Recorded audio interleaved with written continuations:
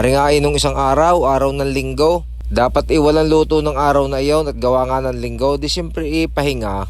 Kaya lang may nag-order na biglaan, hindi naman matanggihan. Kaya aray, kahit papaano nagpaluto ang aming bossing. Ang order nga sa amin ay 3 bilaong pansit at saka aring chicken sweet and sour. Meron pa din ngang order na beef broccoli at saka yung sweet potato balls. Diyan nga ay bago lutuin na rin sweet and sour, ipiprito ko muna ng garne. Pero aray tinimplahan muna para may lasa na. Ang ginawang timpla naman din bawang, paminta, kaunting magic sarap at saka lemon. At saka nga pala asin para may alat ng kaunti.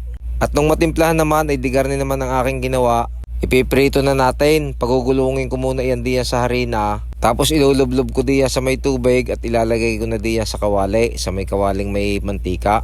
Yan nga palang pinaglulubluban natin ng manok na yan bago iprito. Ay yan nga pala ay may timpla din kaunti. Meron yang kaunting paminta, kaunting magic sarap at saka yung all-purpose flour. At yan, ganyan lang ang gagawin natin muna. Ipiprito lang ng ganyan bago mamaya pagka natapos na iprito ay lulutuin na ng sweet and sour.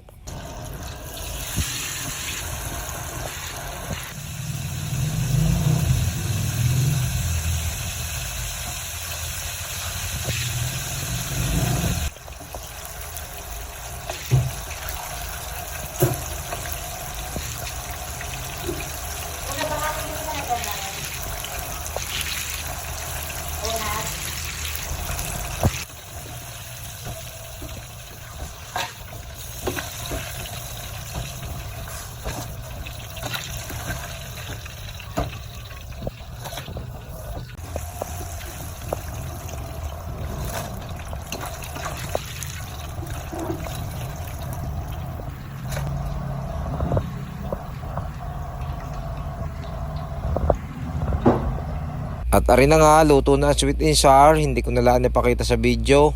At ari naman yung beef broccoli, luto na din, hindi ko na rin ipakita sa video at gawa ng busy. At ari naman yung isang ginagawa, sweet potato balls. Ang ginawa namang garne ay kamuting bagay tapos binayo ng pino.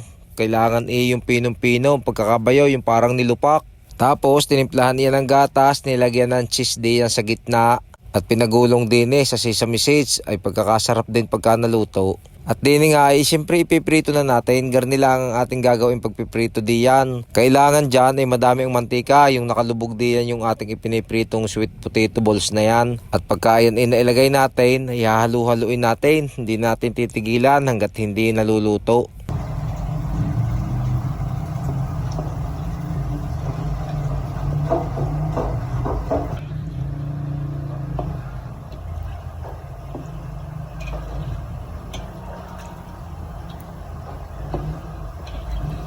At pagkagarni na ang itsura niyan, medyo nag-golden brown na, ay luto na yan, kaya ating hahanguin na. Ang sarap na rin mga bossing, manamis-namis na medyo maalat-alat gawa ng cheese na nakalagay sa loob.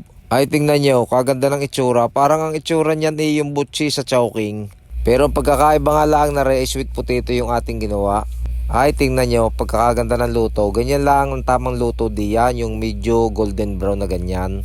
Ay siya, paano? Hanggang dito na lang ulit, salamat!